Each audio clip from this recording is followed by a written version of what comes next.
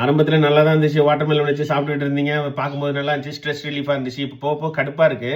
நீங்க நல்ல ஒரு வேலைக்காரு, நல்ல வேலை பிசியோதெரபிஸ்ட் நீங்க. அந்த மாதிரி வேலையை பார்க்கலாம். போயிட்டு சூரி சார்கிட்ட போயிட்டு வம்பிழுத்துக்கிட்டு, அவர் பாவம் கஷ்டப்பட்டு மேல வந்து இன்னைக்கு விடுதலை படத்தை போய் பாருங்க. ஒரு 4 தடவை பாருங்க. நடிப்புனா என்னன்னு உங்களுக்கு தெரியும்.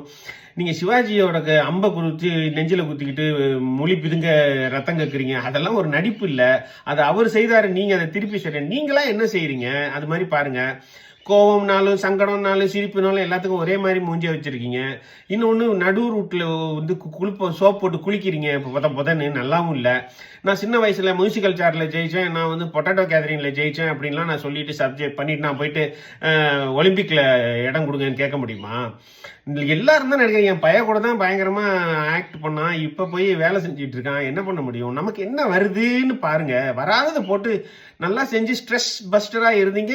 இப்போ எல்லாரும் உங்களை ரொம்ப கேவலப்படுத்துறாங்க, ரொம்ப அடிக்கிறாங்க. நான் வந்து இதை நடிச்சேன், சின்ன பிள்ளைல நடிச்சதெல்லாம் நடிகர் இல்லையா? நான் சின்ன பிள்ளைல டிராமாவில் நடிச்சதெல்லாமா நடிகர்னு சொல்லுவாங்களா? என்னப்பா கொஞ்சம் சென்ஸோட பேச வேண்டாமா? அசிங்கப்படக்கூடாது. நம்மளை பார்த்து எல்லாரும் கொஞ்சம் சிரிக்கணும், சந்தோஷப்படணும். நம்ம ஒரு என்டர்டைனரா இருக்கணுமே தவிர நம்மளை பார்த்தாலே இப்ப கடுப்பா இருக்கா? எல்லாருக்கும் ஒரு மாதிரி கடுப்பா இருக்கு. இந்த அன்னியன் மாதிரி நீங்க எப்படி நாடிக்க, அதை தவிர வேற ஒன்றும் பண்ணல. நெஞ்சில அம்பு குத்துற, அதை தவிர வேற ஒன்றும் பண்ணல. இந்த வாட்டர் மெலன் இப்படி கிண்டி விட்டு புட்டு செய்யறீங்க, அதுவும் நல்லா இல்லை. Please please.